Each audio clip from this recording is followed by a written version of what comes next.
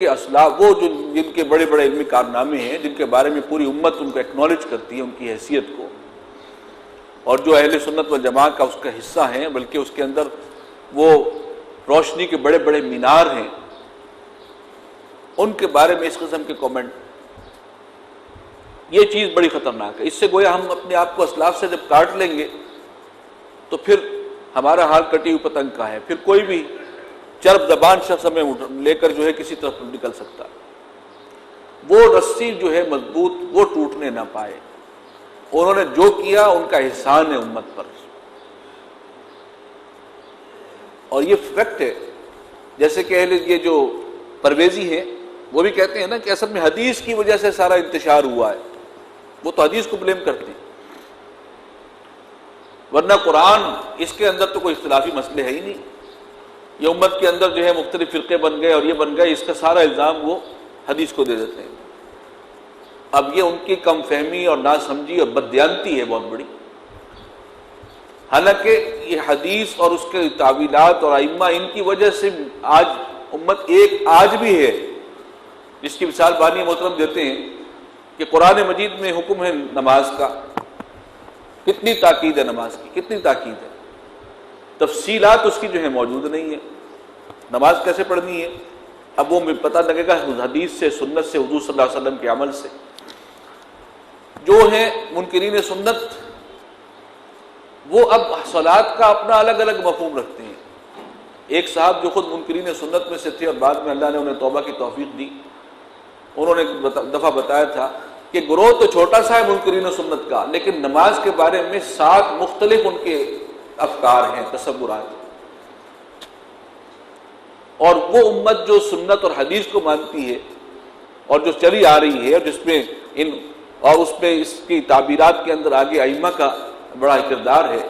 وہ سارے نماز کے حوالے سے ایک ہیں۔ اختلافات کی حیثیت صرف اتنی سی ہے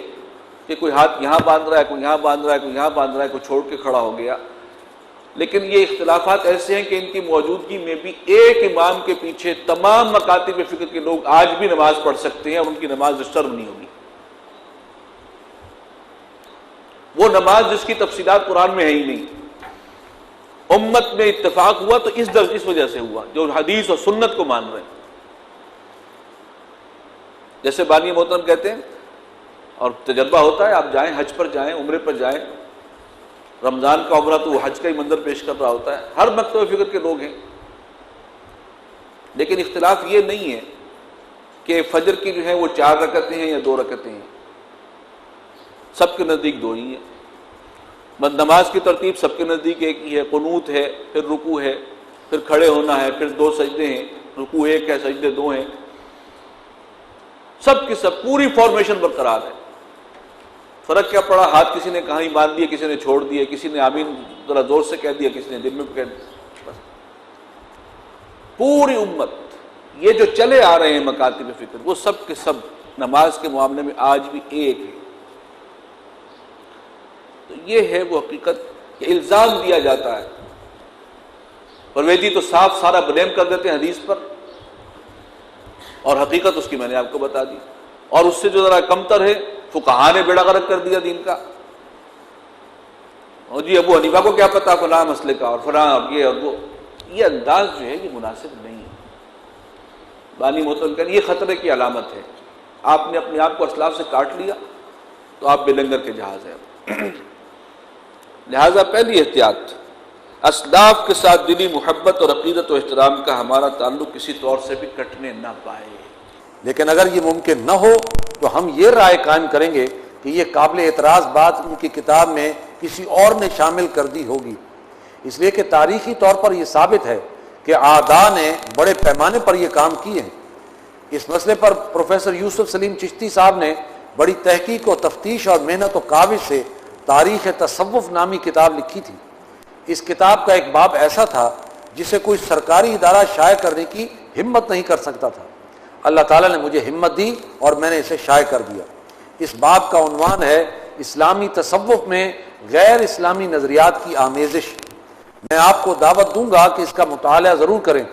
اس میں چشتی صاحب مرحوم نے سینکڑوں مثالیں جمع کر دی ہیں کہ باطل پرست فرقوں، خاص طور پر باطنیہ فرقے کے لوگوں اور غالی قسم کے اہل تشیع نے اہل سنت کے صحیح العقیدہ صوفیاء کرام کی کتابوں میں ایسی باتیں شامل کر دی ہیں جو ان کے مسلمہ صحیح عقیدے اور منشا کے خلاف ہیں۔ معلوم ہوا کہ ایک سازش کے تحت ہمارے بہت سے بزرگوں کی کتابوں میں تدسیس و تحریف ہوئی ہے، لہٰذا اسلاف میں سے کسی معتبر و معتمد عالم اور بزرگ کی کسی کتاب میں قرآن و سنت کے اعتبار سے کوئی قابل اعتراض بات نظر آئے گی تو اسے تدسیس و تحریف سمجھا جائے گا۔ کسی معتمد علیہ بزرگ کی توہین کرنا، ان کی تنقیص کرنا، ان کے احترام کو مجروح کرنا، یہ ایک بہت بڑا فتنہ ہے۔ میں عرض کر چکا ہوں کہ اسلاف سے منقطع ہو کر انسان بے لنگر کا جہاز یا کٹی ہوئی پتنگ بن کر رہ جاتا ہے۔ چنانچہ جن لوگوں کا اسلاف کے ساتھ ادب، احترام، تعظیم، اعتماد اور محبت کا تعلق کمزور پڑ جاتا ہے یا منقطع ہو جاتا ہے، وہ بڑی آسانی سے فتنوں کا شکار ہو جاتے ہیں۔ اس بات کو ہمیشہ ایک کسوٹی کی حیثیت سے پیش نظر رکھیے، اور جو شخص بھی دین کی کسی خدمت کا مدعی ہو اس بات کو ہمیشہ ایک کسوٹی کی حیثیت سے پیش نظر رکھیے، اور جو شخص بھی دین کی کسی خدمت کا مدعی ہو اس کو پرکھنے، اس کے خلوص کو جانچنے کا ایک معیار اور اصول یہ بھی بنا لیجئے کہ اس کی صحبت میں بیٹھنے سے، اس کی باتیں سننے سے، اس کی کتابیں پڑھنے سے آیا اسلاف کے ساتھ دل میں احترام، محبت اور حسن ظن پیدا ہوتا ہے یا اس کے برعکس سوء ظن کا معاملہ پیدا ہوتا ہے۔ یہ گویا اس بات کے لیے ایک اہم پہچان ہوگی کہ جو کام بھی خدمت دین یا قرآن کے نام پر اٹھایا گیا ہے، آیا وہ صحیح رخ پر جا رہا ہے یا غلط رخ پر۔ یہ تو پہلا پوائنٹ تھا پانچ پوائنٹس میں سے، اور دوسرا پوائنٹ جو ہے اس میں بانی محترم نے رکھا ہے فقہی معاملات میں اعتدال کی راہ، اور اس میں خاص طور پر انہوں نے اپنے لیے یہ کہا کہ میں اس دائرے سے باہر نہیں نکلوں گا۔ ائمہ کرام چاروں اور محدثین میں امام بخاری رحمہم اللہ، اس پر جو ہے بڑی لمبی یہاں پر بھی گفتگو ہے، اور چونکہ یہ کتابچہ بعد میں یہ تقریر میثاق کا وہ کتابچہ علماء کو بطور خاص بھی بھیجا گیا تھا کہ اس پر اپنا تبصرہ کریں، اس پر پھر بہت سے علماء کے ساتھ ان کی مکاتبت ہوئی ہے، خط و کتابت ہے، اور وہ خط و کتابت جو ہے اس کی ساری تفصیل بھی موجود ہے اسی کتاب میں، جماعت شیخ الہند اور تنظیم اسلامی، وہ پڑھنے کی چیز ہے۔ اور جس میں اصل میں علماء کی طرف سے اعتراض وہی آیا تھا جو ان کا مسئلہ ہے دکھتا ہوا، کہ یہ تلفیق بین المذاہب جو ہے یہ صحیح نہیں ہے، کہ ایک شخص ایک حنفی مسلک سے ایک معاملے میں لے لیا مسئلہ، کسی دوسرے معاملے میں فقہ شافعی سے لے لیا، تیسرے میں مالکی سے لے لیا۔ اب یہاں پر جو ہے اس پر علماء ان کا کہنا یہ ہے کہ یہ صحیح طریقہ نہیں ہے، وہ اس کے سخت مخالف ہیں، جبکہ بانی محترم کا خیال یہ ہے کہ اس میں نرمی ہونی چاہیے، علماء کو انہوں نے سوچنے کی دعوت دی ہے۔ بہرحال ساری گفتگو کا حاصل یہ نکلا کہ بانی محترم نے کہا کہ بہرحال جو اہل علم ہوں، جو جان سکتے ہوں، اور وہ حدیث کے اور مختلف احادیث کے اندر تطبیق بھی کر سکتے ہوں، دیکھ سکتے ہوں کہ امام ابو حنیفہ نے یا حنفی موقف یہ ہے تو اس کے پیچھے دلائل یہ ہیں، شافعی موقف یہ ہے اس کے پیچھے دلائل یہ ہیں، فلاں کے پیچھے دلائل یہ ہیں، ان دلائل کو وہ ان کا کمپیریزن کر کے جانچنے کی صلاحیت رکھتے ہوں، ان کو تو اس کے اندر کوئی حرج نہیں ہونا چاہیے۔ اور باقی عوام الناس کے لیے محفوظ راستہ یہی ہے کہ وہ کسی ایک ہی مسلک کو پکڑیں، یہ ہے عافیت کا راستہ عوام کے لیے، اور علماء کے لیے جو اس لیول کے ہوں ان کو اس کی اجازت ہونی چاہیے۔ یہ ہے موقف جو بانی محترم نے فائنلی اختیار کیا تھا۔ اب اگلا پڑھ لیں، تفصیل اس کی آپ یہاں پر دیکھیں، اور باقی جماعت شیخ الہند اور تنظیم اسلامی میں اس کے بعد جو خط و کتابت علماء سے چلی ہے، وہ جن لوگوں کو دلچسپی ہو وہ وہاں پر ضرور دیکھیں۔ دعوت القرآن کے چند اصول۔ اس پروگرام کی تیسری شق دعوت رجوع القرآن سے متعلق ہے۔ میں نے اشارہ کیا تھا کہ جب میں نے اس دعوت کا آغاز کیا تھا تو چند اصول پلے باندھ لیے تھے، کام کے ساتھ ساتھ بفضل ہی تعالی ان اصولوں پر وثوق حاصل ہوتا رہا، اور اللہ کی توفیق سے چند اور اصول بھی سامنے آتے رہے جن کو میں نے ہمیشہ پیش نظر رکھنے کی حتی الامکان کوشش کی ہے۔ وہ اہم اصول پیش کیے دیتا ہوں۔ دعوت رجوع القرآن کا ایک تعلق احکام سے ہے۔ اس ضمن میں میرا ایک مستقل اور اٹل موقف رہا ہے، اور وہ بالکل منطقی ہے کہ اس کا سارا دار و مدار اور تعلق نبی اکرم صلی اللہ علیہ وسلم کے عمل سے ہے۔ ظاہر بات ہے کہ جو لوگ حضور صلی اللہ علیہ وسلم سے جتنے زیادہ قریب تھے اسی نسبت سے سب سے زیادہ استفادہ انہوں نے کیا۔ یہ تھے حضرات صحابہ کرام۔